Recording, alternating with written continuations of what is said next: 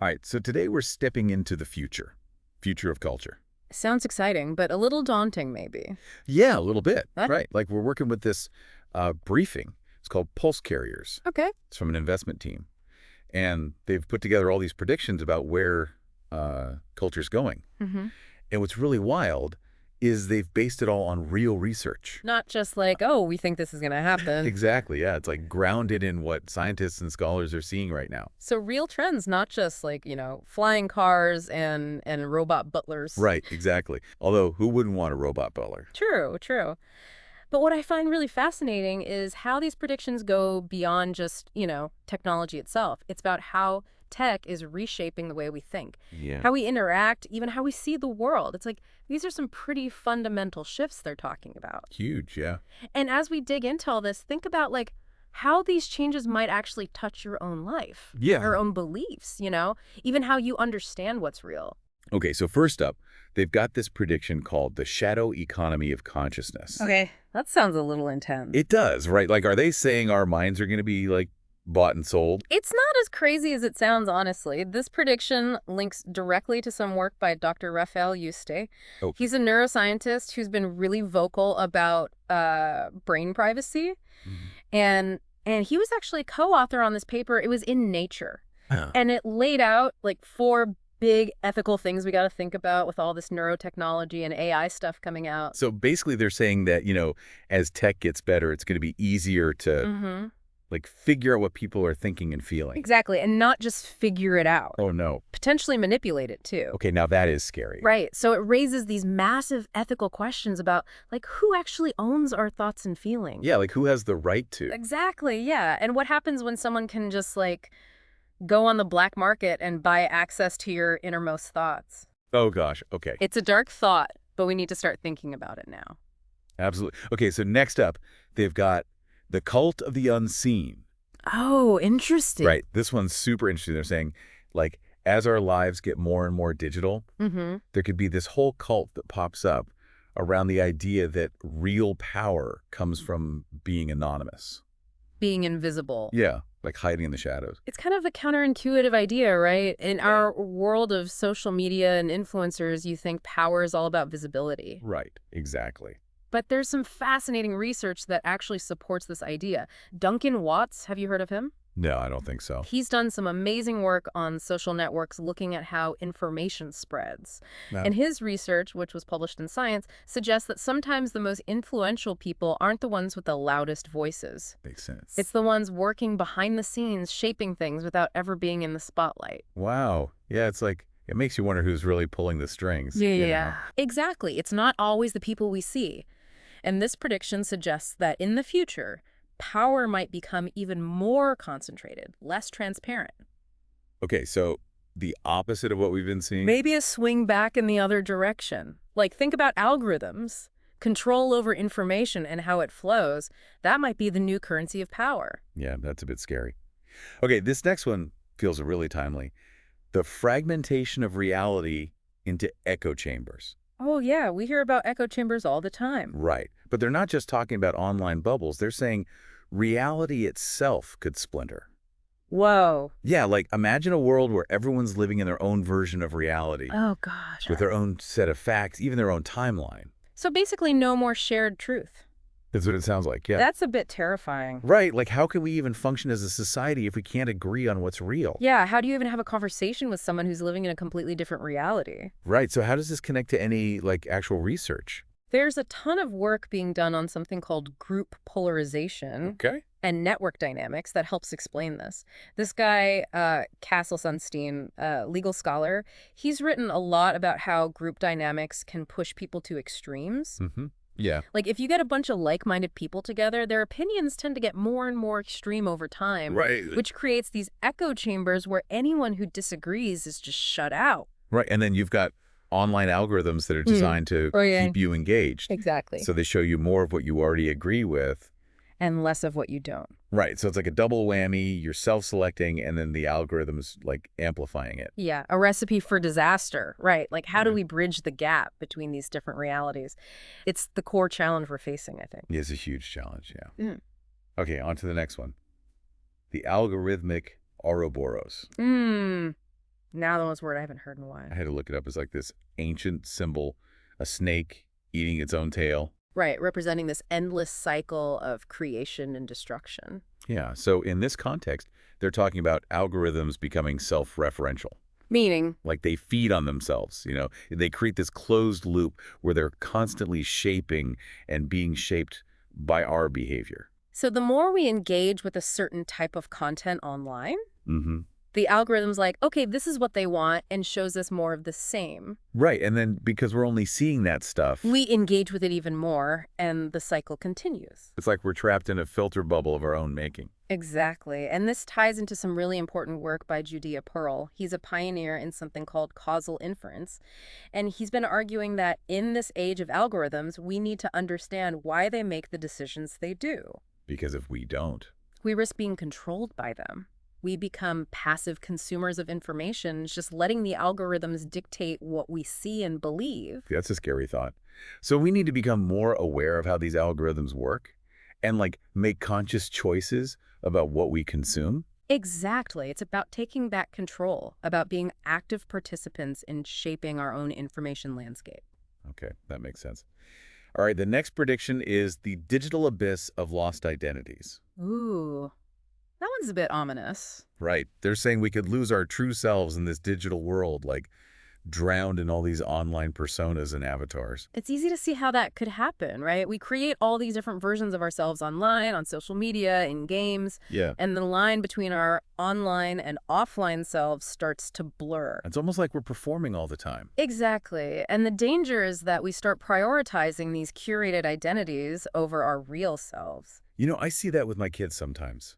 The pressure to present this perfect image online to get likes and followers, it's intense. It's a lot for anyone to handle, let alone kids who are still figuring out who they are. It's true, and it makes you wonder, how many selves are too many?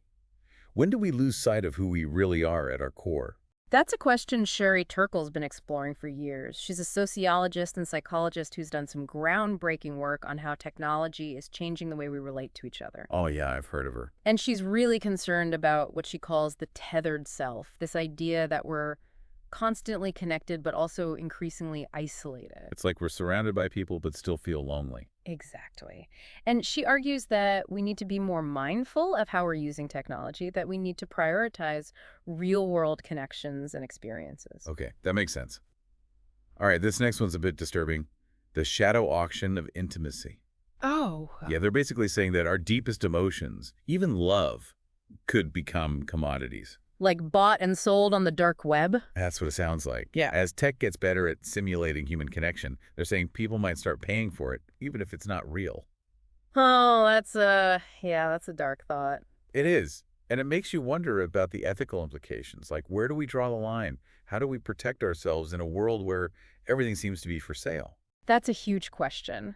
And one that doesn't have an easy answer, unfortunately. No, this one really gets under my skin, Ah. It just feels wrong.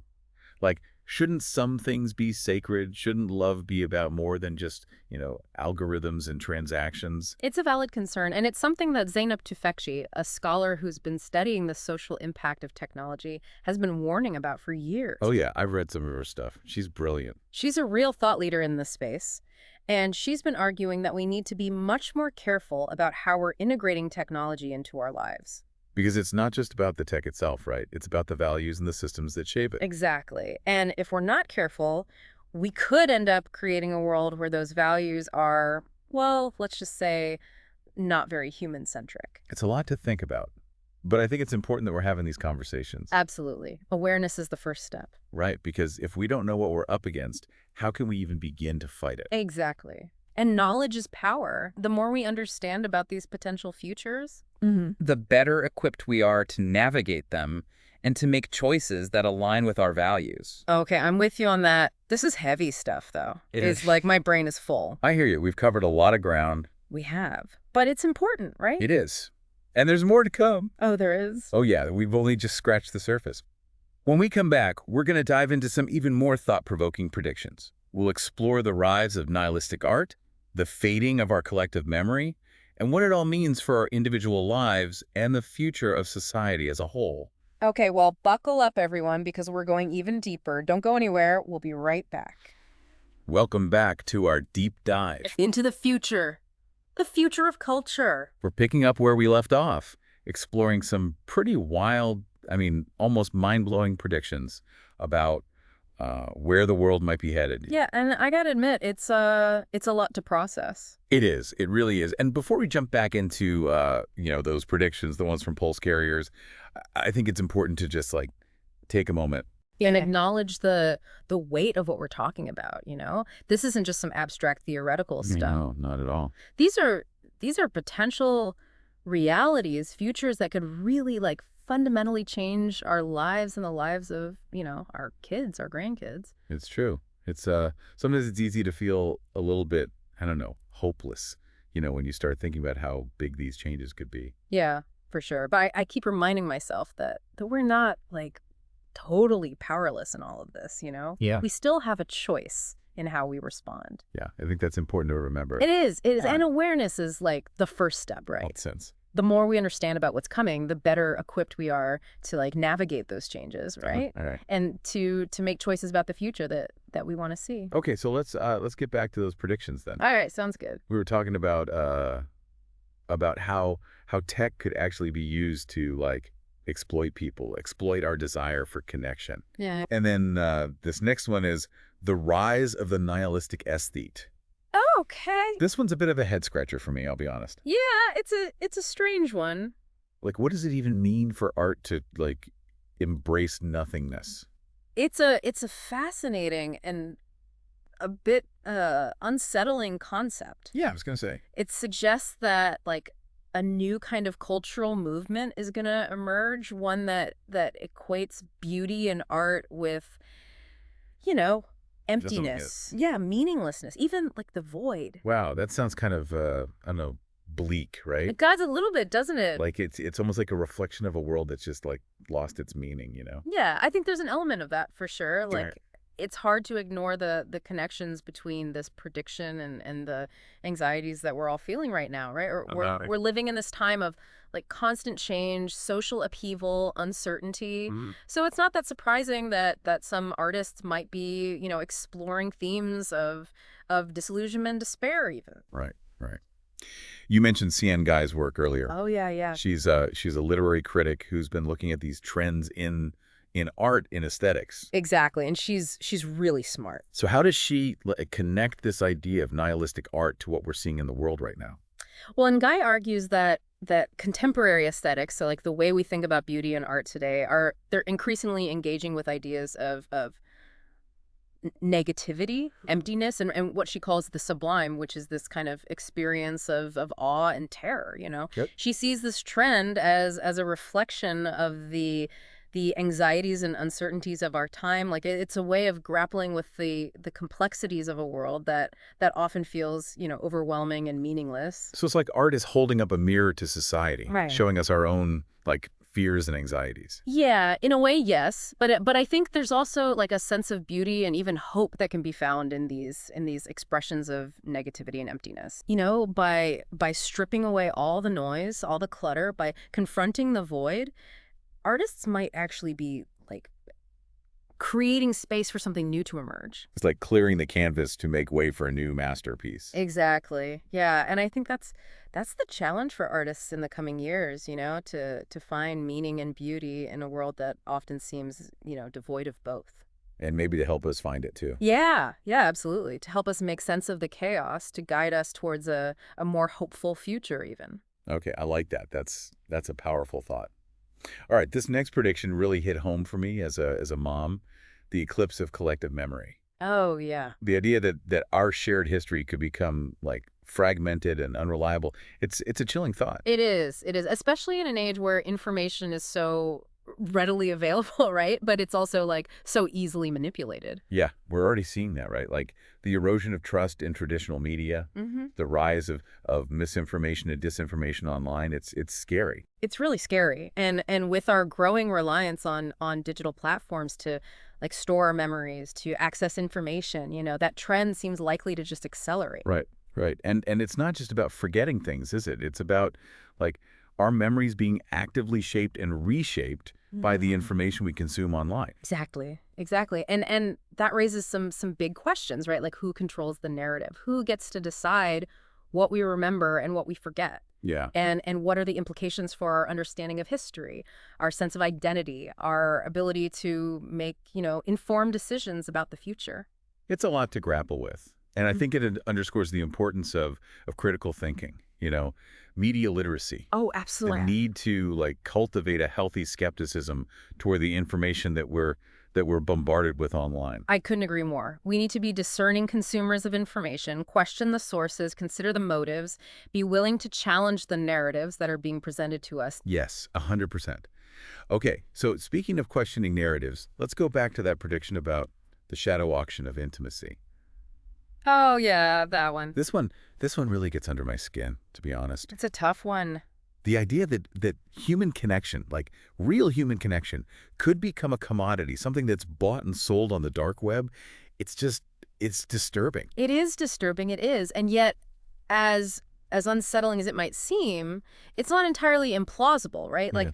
as technology advances, so does our ability to simulate human connection, to create these artificial experiences that feel real, at least on some level. Yeah. And then as more and more people feel lonely and isolated. Which is sadly happening more and more. Right. The demand for these simulated experiences is likely to grow. Right. And then someone's going to figure out how to monetize it. Exactly. Yeah. Exactly. And that's where the danger lies, right?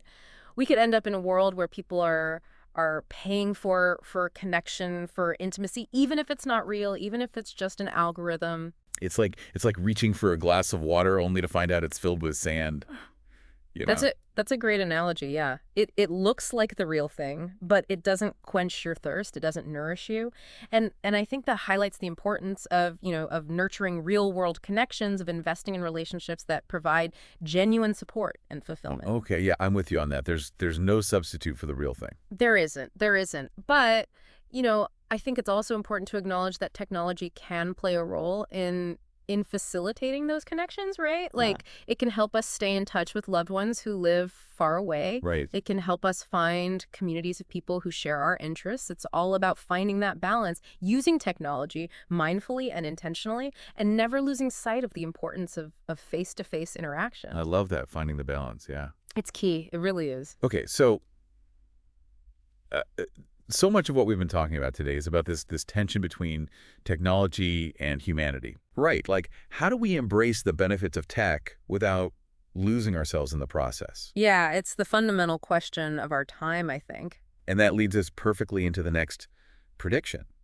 The digital abyss of lost identities. Right, which explores the potential consequences of our increasingly fragmented digital selves. Yeah, and as a mom, this is something I worry about a lot. I bet. My kids are growing up in a world where they're just constantly bombarded with messages about who they should be, Oh, yeah. what they should look like, how they should behave. It's overwhelming. It's a lot for anyone to handle, let alone kids who are still, figuring out who they are. Exactly. And it's funny, when I was growing up, I couldn't wait to be an adult. Mm-hmm. And now I find myself wishing my kids could just stay young forever. I think a lot of parents feel that way. It's like the world is moving so fast and the pressures they face are so much greater than what I experienced. It's true. It's true. The world is a different place. But, I think it's important to remember that while the challenges may be different, Yeah. the fundamentals of parenting remain the same, love, support, guidance, and a healthy dose of boundaries. I love that. Back to basics. Yeah, exactly. Yeah. It's easy to get caught up in all the anxieties of the digital age, but ultimately it's about raising, kind, resilient, thoughtful human beings. Okay, yes, well said. Yeah. And I think that leads us to that final prediction, the algorithmic Ouroboros. Right, which we touched on earlier. Yeah, the one about algorithms becoming self-referential. Exactly. Creating this closed loop that reinforces existing biases and limits our exposure to diverse viewpoints. It's almost like we're building our own digital prisons, Mm-hmm. trapped in these echo chambers of our own making. That's a powerful image. And it really highlights the importance of understanding how algorithms work, how they shape our perceptions and how we can reclaim control over the information that we consume. It's funny. I used to think of algorithms as neutral. Oh, yeah. just math equations doing their thing. Yeah. But now I realize they're anything but neutral. They're shaped by human biases, by the data they're fed, and by the intentions of the people who create them. That's a crucial insight, and it underscores the need for greater transparency and accountability in the development and deployment of algorithms. We need to be asking questions, like who's creating these systems? What data are they using? What are their goals? Yeah. And we need to be teaching our kids to do the same, right? To be critical thinkers, to question the information they encounter online, to be aware of the ways in which algorithms can shape their perceptions. Absolutely. Media literacy is more important than ever. Yeah. We need to equip young people with the tools they need to navigate the digital landscape safely and responsibly. Okay. Well, I think we've covered a lot of ground today, and I have to say it's been a bit of a roller coaster ride emotionally. It has. But I think it's been a valuable journey. We've explored some challenging concepts, but we've also, I think, identified some potential solutions. Okay. And ultimately, that's what gives me hope. Me too.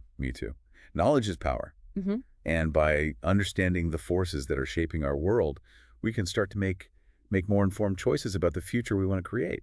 When we return for part 3, we'll delve into those choices. We'll explore what we can do individually and collectively to navigate the challenges and opportunities of the digital age. Okay. And to build a future that's more equitable, just, and humane. All right, don't miss it. Welcome back to the Deep Dive. We've been on quite a journey, exploring all these predictions about the future of culture. It has been a deep dive, hasn't it? Like in every sense of the word, we've gone deep into some pretty unsettling possibilities. Well, yeah. But I think it's really important to keep in mind, the future isn't like set in stone, right? Right.